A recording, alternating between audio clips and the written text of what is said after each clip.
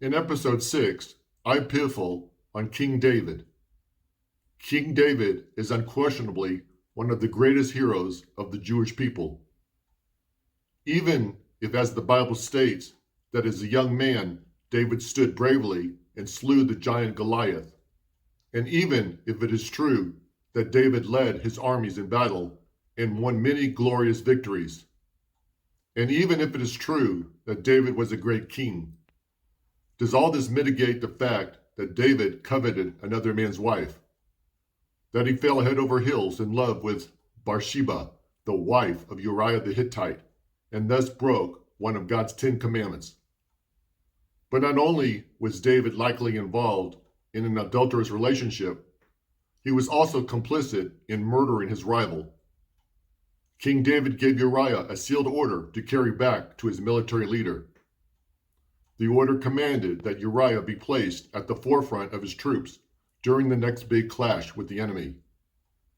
Clearly, David's intention in giving this order was that Uriah would fall in battle, which he did.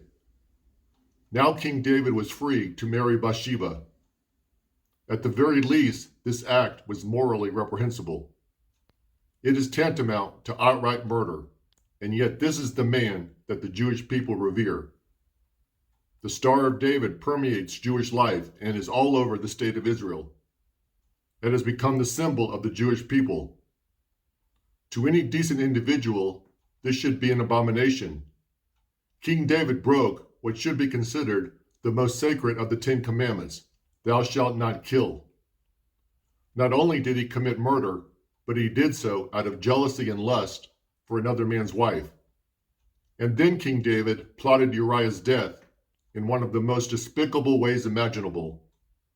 Therefore, in my estimation, anyone who wears the Star of David around their neck is openly glorifying little more than a debauched transgressor. Thank you for listening. I hope you will join me in my next video.